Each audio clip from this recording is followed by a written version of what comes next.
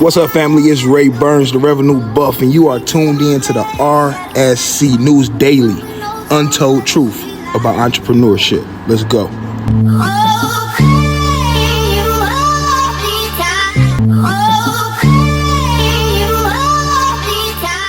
What's going on, ladies and gentlemen? It's Ray Burns, the Revenue Buff with RSC News Daily, the digital video magazine publication. And once again, we are live in the Motor City, the heart of downtown Detroit right now.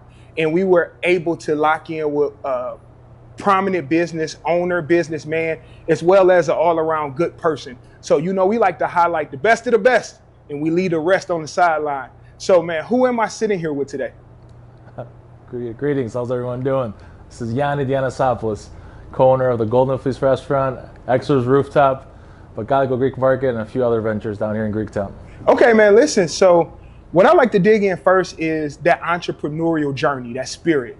So without further ado, let me know a little bit of how you entered into the business scene of Greektown, of downtown Detroit, one of the most sought after cities right now when it comes to the popularity, when it comes to our spirit, when it comes to our sports, when it comes to everything about Detroit. Absolutely. Is going crazy right now. Absolutely. So what got you into the entrepreneurial spirit and journey?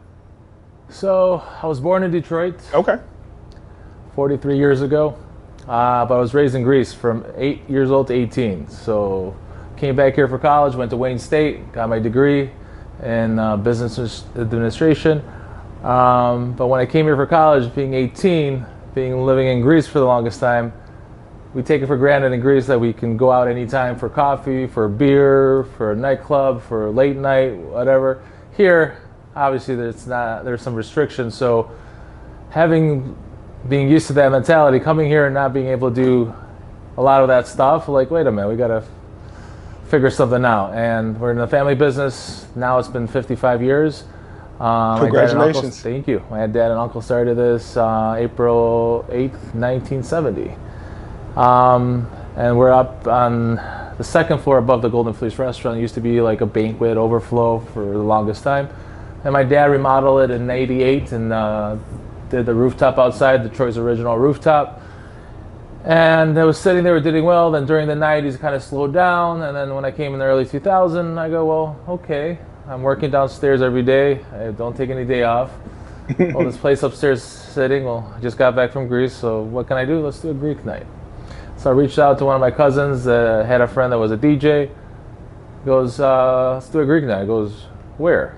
In Greektown. We're all, duh. He goes, what? Yeah. So we did a Greek night on June 22nd, 2002. Okay. It was me and one of the servers from the restaurant, and we had over 250 people show up. And I'm like, okay, we could do something here. So we sat with my brothers and my cousins. I go, let's remodel the place.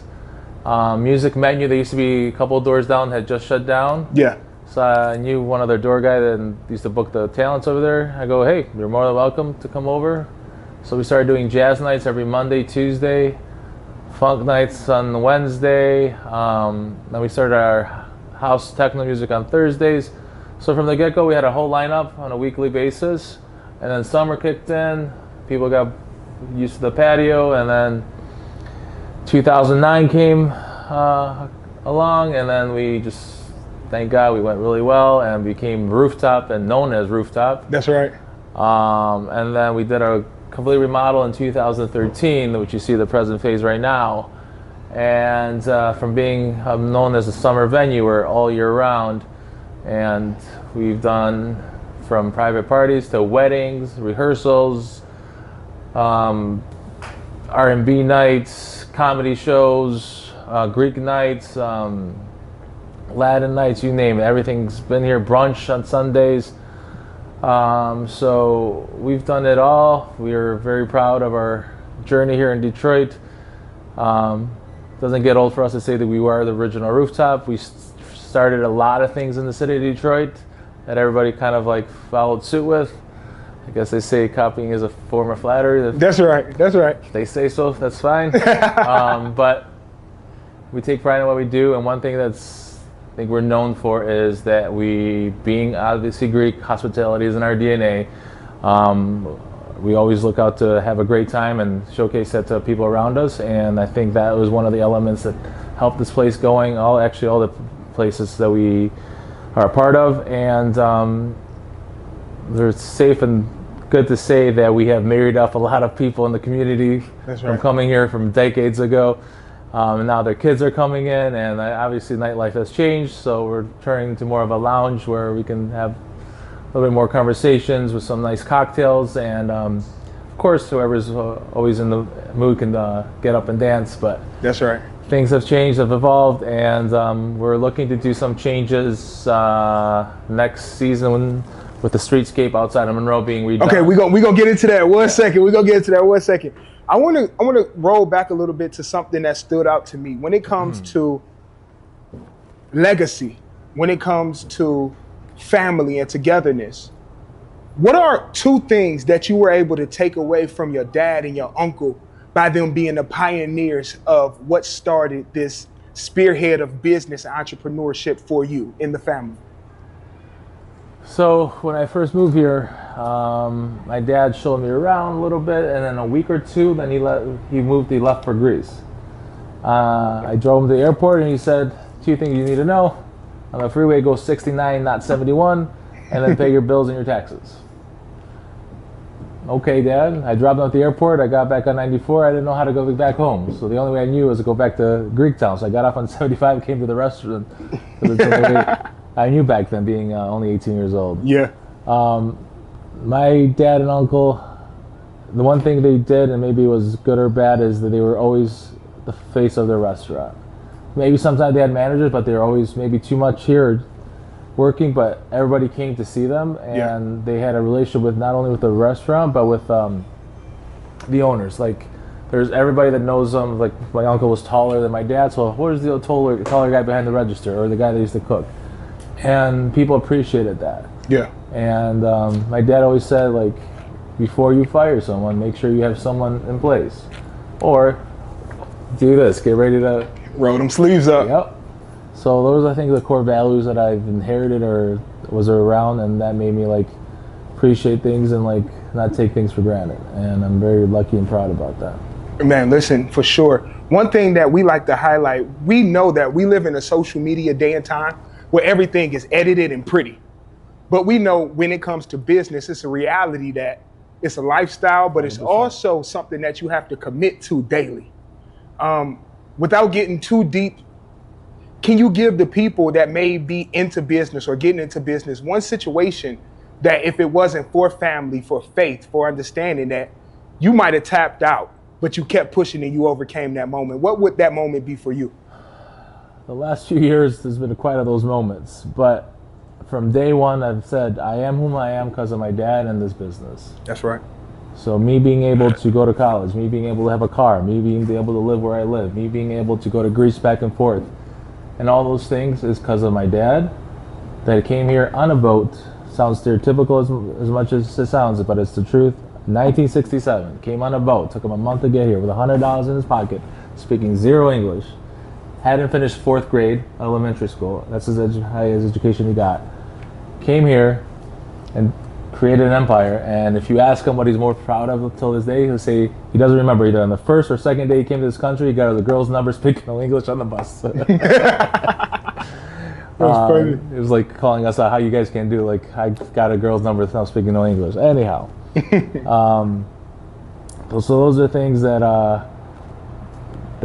stick with us, and like when push comes to shove, and like I can't just turn my back on it, because unfortunately there's a lot of examples on the street where there were multi-million popular businesses doing great for the longest time. The kids didn't want to take over, or whatever the reason might be, they just let it, and they're just sitting there. I could not allow that under my conscience to ever happen. I like that. So the least I can do to pay back my dad's legacy is to honor him for the hard work that he did, and he worked his butt off. The guy, that's all he knows how to do his work, and it's not fair for me to let that just go away. I like that. Being able to step into the role, figuring and finding it out. Second generation, you're the first pancake, which means that you took what dad had and what he was able to create, and you were able to build upon that. What was one of the best accomplishments for yourself personally to say, I'm holding my dad's legacy up, but I was able to do X, Y, Z? What would that be for you? I think being able to brag about being 55 years here when a lot of places have shut down or not exist because of whatever reasons. I think that's one of the things I'm very proud of, and my dad is proud of.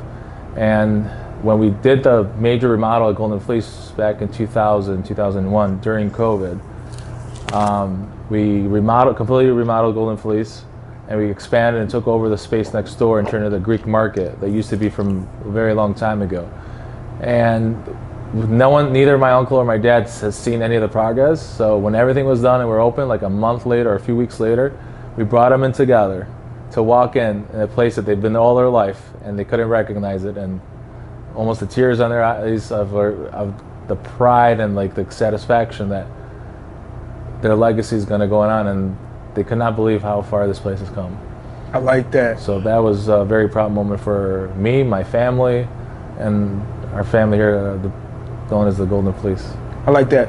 So next generation, next 10 years, within the next 10 years, for this family empire as well as legacy, what is something that you want to see transpire from now till then?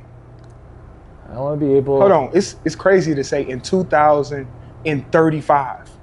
Isn't it? In 2035. Around that. Yes. What do you want to see for the family legacy as well as the continuation? What is something that you got your sights set on? I want to be able, and so much I can control or I can wish for, is for this legacy that we're honoring and continuing, for my kids to be able to experience it in the fullest and not have to deal with not even the slightest of what we had to deal during COVID, during the last 4 or 5 years, with everything changing, not being able to find staff, all the challenges that are with nowadays. But most of all, the respect the people we get from our customers. I want my kids to be able to come in, greet, enjoy themselves, and go home safe with their families, and say, yes, proudly say I'm the owner of the Golden Fleece, the Exodos of Acálico, and all these ventures that we have down here. I think that's the biggest thing. They don't have to have a single worry of the world or coming in here or leaving this place, and that's my biggest concern, and that's what I'm working for, to have it easier for them, because that's what my dad was.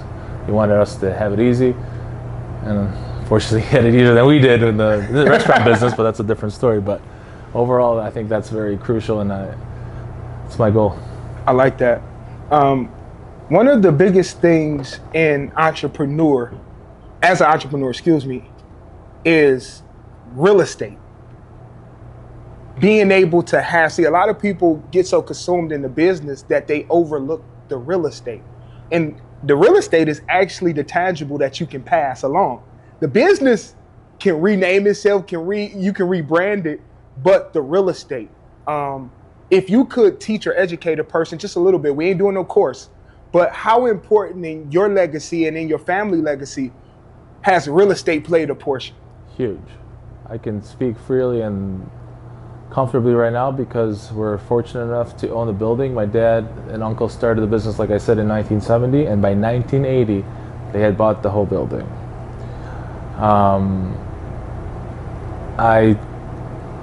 In the meanwhile, I've heard my dad say tons of stories, we're about to buy this, we're about to buy that, but he never took the risk or never did that because he was more comfortable being in Greece, and he invested a lot of his money in Greece. So we have a lot of property in Greece, but here he didn't, unfortunately. So when I got older and took over a few things, I realized that owning a building is vital to, especially with the things going on lately, for your business to succeed.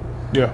So I was blessed and lucky enough to find a team of investors that wanted to come to Greektown for a long time, and we acquired 2 more buildings on the street, which one we fully activated and rented it out, the first floor, and the other ones are residential, and the 3rd floor is the Airbnb. So we got a mixture of use in that building, and the other one we turned into a country bar now, and it's a two-story country bar because we don't like sitting on vacant spots. That's right. What's the point of acquiring something just to sit on it? There's a ton of opportunity. If you're given a chance, you should give a chance to someone else. That's how it goes, I feel. I like that. I like that a lot, man. When it comes to inquiring location, when it comes to inquiring different places, we know you the master of Greektown. You know. No, but unfortunately, I have too much passion for Greektown. It's something that I feel like it's an ongoing bet, internal bet. Like, yeah, I don't want to.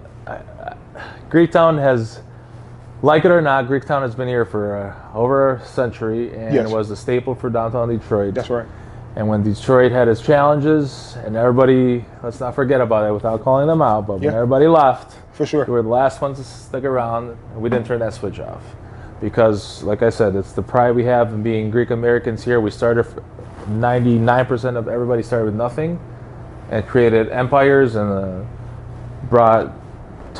we're pioneers in many areas and in many factors of business, and bringing casinos. That's right. With the city, our Coney Islands. That's right. Sports teams, everything. Shinola. That's right.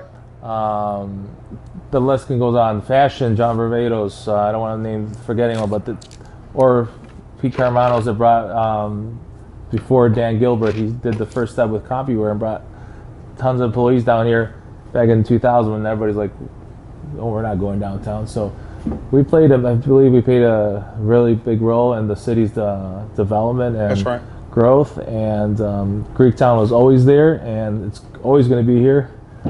And that streetscape you're seeing outside should be a testament that we're on the right track and welcoming everybody back to get the full experience of being in Greektown, Detroit. I like that. Speaking of full experiences, one thing that you said was being Detroit's #1 rooftop. I have to agree, because Exodos in the mid-2000s, if you wasn't on the top of the roof, you wasn't nowhere. During the summer, during the spring, that's where everything happened. So what was the backstory of the separation of making Exodos? Because a lot of people didn't understand that it's really the Golden Fleece, it's up top. So to separate that business was dynamic. To be able to brand it as the brand itself was dynamic. What was the history of that? So, as you said, it was always the second floor of Golden Fleece. There was no front entrance. The front entrance that we always had was a entrance for the second floor used to be a psychic reader. So for the longest time, until 2013, the entrance for Exodos was a psychic reader. It was kind of like a speakeasy. Yeah. And we never needed to do a sign because we're the only rooftop. But then other people started opening rooftops, and people got confused. So we were forced to put a sign out there. That's right. But for the longest time, for 10 years, we didn't have a single freaking sign out there saying that what we were. Yeah. We are, and I think that was the charm of it, and people appreciated that. And then things went well, and we had Miley Cyrus coming up here one day. I remember that. And Gerald Butler, and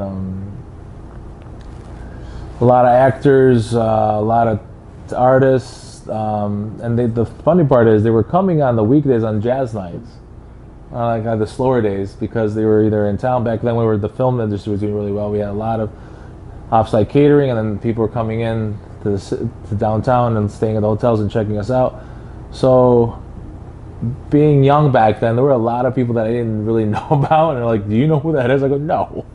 In hindsight, yes, there are a lot of legends that pass by here, upstairs and downstairs. That's right. That's right. And that's, I think, really amazing. The Bad Boys been here, Pistons, the good team, early 2004. Football players. A couple Red Wings have been regulars. 2013-14, a lot of people have come by. I've had a lot of Greek singers from Greece when they do concerts come by, famous for the Greek community. We had Mario do an R&B concert here on a Tuesday. That I cannot name them all. It was just an amazing journey. I like that. What's one thing, before we wrap up, that you want your fans, your clients, your customers, your everything, because this is the thing, this is the reason why I say fans. When I mention this place in different walks of life, in different communities, everybody light up with the same passion, enthusiasm, which means that they turn into family as well. And I mean, I done seen all shades of people, all communities of people, and they all have the same feeling when it comes to this location, as it being the heart of Greektown, being right in the heart of Greektown. What's one thing that you want to say to them that you may have never had a chance to tell them? I think they know. Whoever knows me, they know what I've, good or bad, I've not hidden my feelings on a lot of things. And I think that's what most people appreciate, and some people have an issue with. Like, if you come in and spend $5 or $1,000, I'm going to treat you equal. That's right. Because you're spending $1,000 today, he spends $5 every day. Do the math. And it's not just that. It's like I said, being Greek, tons of tourism in Greece. We're always open. We want to showcase our culture, our history. And being in America now, their urge is like almost double, because we want to showcase that more and more in the street was established by Greek immigrants in the early 1900s. And we've been through a lot as immigrants, as a minority, so we have the same feelings, same compassion and about certain things, and that keeps us going and be strong and go against every odds and challenges that we might face. So people know that it's still my house, my rules, as how it sounds. And as long as you're okay with that, you're going to have the best time of your life. So even if it's a jazz night, a Latin night, R&B night, or any of that, end of the night, you will be joining where you're sitting at that bar doing shots with me, saying yamas, which means cheers, no matter where you're from or what your background is. And yes, I will get accused about keeping the music on, but that because we play off the iPad, and everybody knows you hide the iPad from Yanni, because if he starts playing music, the party keeps continuing. So That's people right. appreciate that, and they know, like, okay, even though it was a different kind of night, we're still ending at Exodos with Yanni and his family and his staff that's been there forever, and we're gonna have a blast and go home safe and remember, like, okay, can't wait to do this again. I like that. For those people, because our publication goes from here to Atlanta, Georgia, to Tulsa, Oklahoma, all the way back. For anybody that's in town and they're looking for this wonderful place, what's the address where they can find this experience? So for Exodus, you'll be looking for 529 Monroe. That's right above the Golden Fleece restaurant, in the middle of Greektown, right across from the casino. If it is summer, because now part of our dust, we're doing our construction on Monroe Street, the alley entrance is always available. So that'll be right behind the building. But I'm sure if you end up in Greektown, just ask and they'll point the way to our doors. All right, and we're out. Appreciate it.